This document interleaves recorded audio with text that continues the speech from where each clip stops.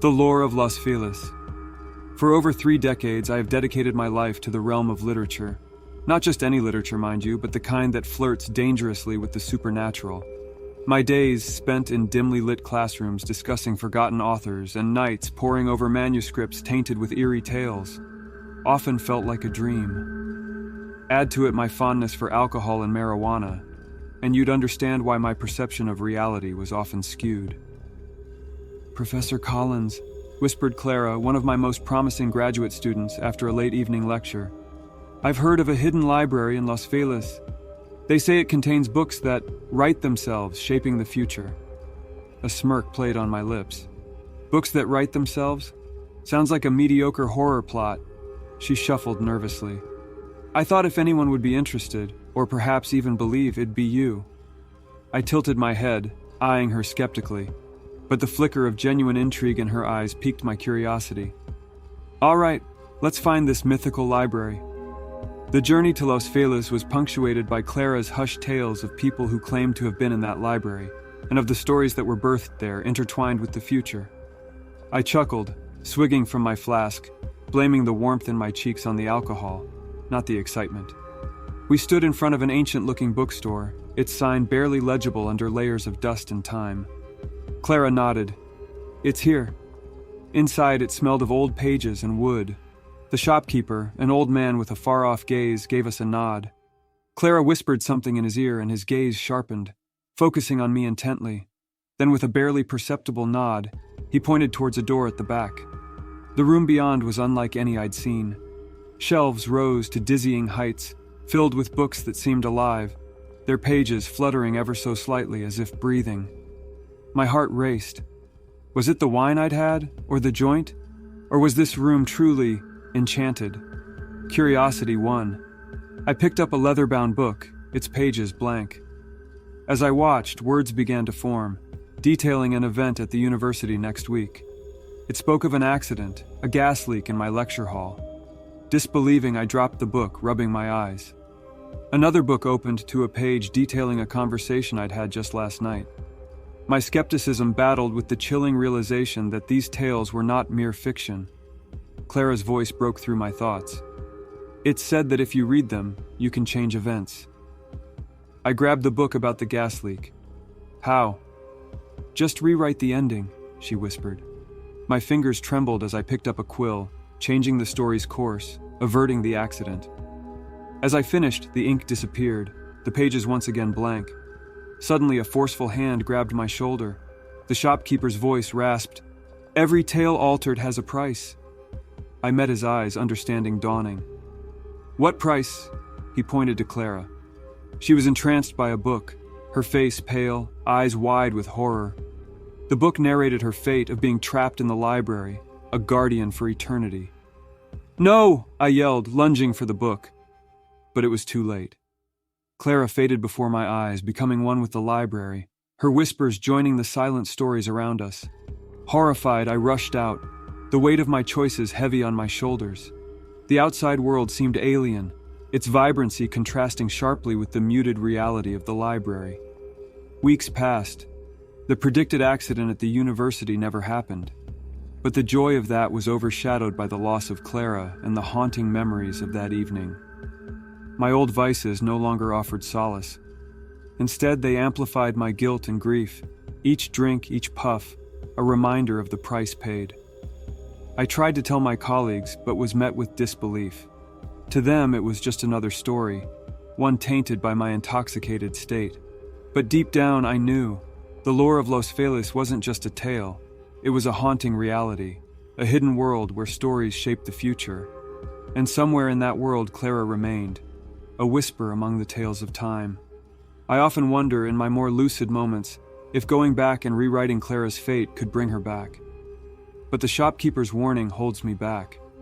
Every tale altered has a price, and I'm terrified to discover what more it could cost. I am so sorry, Clara. The tunnels of another time. The history of Los Angeles was written not just upon its sunlit streets, but also in its shadowy underbelly. Old subway routes, prohibition tunnels, storm drains. I'd heard tales of an underground LA, but always dismissed them as urban myths. It was a hot July afternoon when Mike and Dave, two co-workers from the LA Department of Water and Power, approached me with a proposal. "Have you heard about the old subway system beneath downtown?" Mike began, a mischievous glint in his eyes. "Yeah, but those are just tales," I responded, wiping the sweat from my forehead. "No, they're real," Dave chimed in, producing a worn old map from his pocket. It showed a maze of intricate tunnels beneath the city. "We're planning to explore them tomorrow night. Want to come?" I hesitated. I've always been the cautious one, while Mike and Dave were thrill seekers, always hungry for the next adrenaline rush. But I felt a duty to ensure they didn't get into any serious trouble. "Fine," I said, "but only to make sure you both don't do anything stupid." The following night, equipped with flashlights and walkie-talkies, we stood before a concealed entrance to the underground, hidden behind the facade of an old warehouse. Breathing in deeply, we began our descent into the bowels of Los Angeles. The initial passage was a broad tunnel, remnants of an old subway station. It was eerily silent except for the echoing of our footsteps. Our flashlight beams illuminated faded advertisements on the walls, old Hollywood movies and brands long extinct. As we ventured deeper, the air grew cold and damp. Dave's map led us to narrower, labyrinthine tunnels. Some of these had old rail tracks. Others looked like they were meant for foot traffic, perhaps escape routes during the Prohibition era. After a few hours, we stumbled upon a grand underground hall, its architecture unlike anything I'd ever seen. Intricate carvings adorned its stone walls, depicting what seemed like another time and place. Mike, fascinated, approached a peculiar altar in the center. "Look at this!" he exclaimed. Atop the altar was a large, ornate hourglass, its sands flowing, never running out. Around it were figurines of hooded figures, their faces hidden. As Mike reached out to touch the hourglass, Dave stopped him. "Don't. There's something off about this place," he whispered. But it was too late. The room began to vibrate, and a chilling wind blew from nowhere. The walls shimmered, and for a split second the room transformed. We weren't in the present day, but somewhere, someone else. The hooded figures weren't just carvings, but flesh and blood, moving in a ritualistic dance around the altar. Panicking, I yelled, "We need to leave now!" Mike and Dave didn't need any more urging. We turned and sprinted back the way we came, but the tunnels had shifted. Corridors that were once open now dead-ended. Paths twisted and turned in impossible ways. The echo of chanting from the hooded figures grew louder, pursuing us. "What did you do, Mike?"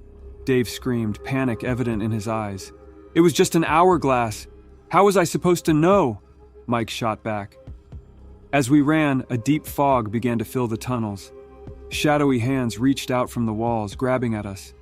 Dave, a few steps ahead, was suddenly pulled into the ground, his screams echoing, then abruptly silenced. "Dave!" Mike and I stopped for a second, horrified, then pressed on even faster. In our desperate attempt to find a way out, we got separated. I could hear Mike's voice over the walkie-talkie, distant and filled with dread. "I see an exit! No, wait, it's not... it's..." His voice was cut off by a blood-curdling scream. I wanted to go back, find Mike, but the terror was overwhelming. I ran without direction until, by sheer luck, I stumbled upon our entry point. Gasping for air, I climbed the ladder and emerged into the moonlit streets of LA. The night was still, the familiar sounds of the city a stark contrast to the haunting chants from below. I sealed the entrance, vowing never to return. The police launched a search based on my account, but they never found the tunnels I described. Mike and Dave were declared missing, and over time became just another urban legend. Yet every night I'm haunted by their faces and the echo of that chilling chant. The map, still in my possession, serves as a harrowing reminder of the depths of the unknown beneath the streets, and the past, present, and future they might contain. I'd escaped underground LA, but the memories remain, as do the mysteries of what truly lurks beneath the City of Angels. Echoes of Echo Park. The idea of the supernatural always hung over my family like a dense fog, making the boundaries of reality and fantasy blur. Everyone, from my grandmother to my youngest cousin, claimed some psychic ability. Palm reading at family reunions, tea leaves during breakfast, and a deck of tarot cards was as common as a deck of playing cards. I was the black sheep, the one who never believed. When I became the lead guitarist for Echoes of Echo Park, it was my break from family tradition. But that escape would only last so long. "I've heard of bands using seances to channel some old artist for inspiration," muttered Jake, our lead singer. His voice had an excited tremor, like a child with a secret. He had found an antique Ouija board at a garage sale in Silver Lake. "Dude, seriously?" I countered. "You know my family's history with this stuff. I think it's all bogus." Jake shrugged, his hazel eyes gleaming with mischief. "Just for fun, man." Before I knew it, all four of us sat in our dimly lit rehearsal room, the Ouija board in the center. I was skeptical, of course, yet part of me hoped, if there was any truth to my family's tales, that I'd finally experience it firsthand. Candles flickered as we placed our hands on the planchette. We waited. The silence felt heavy, charged. "Is anyone here with us?" Jake whispered. The planchette didn't move. After what felt like an eternity, I couldn't help but smirk. "Told you guys," but I was interrupted by a sudden lurch of the planchette, moving with a mind of its own. The candles flickered more erratically, casting eerie shadows on the walls. The board spelled LETMESING. Jake's eyes widened. "This is it. Let's play. Let whatever it is channel its music through us." I was unnerved. It was one thing for the board to move. It was another for Jake to invite whatever it was into our music.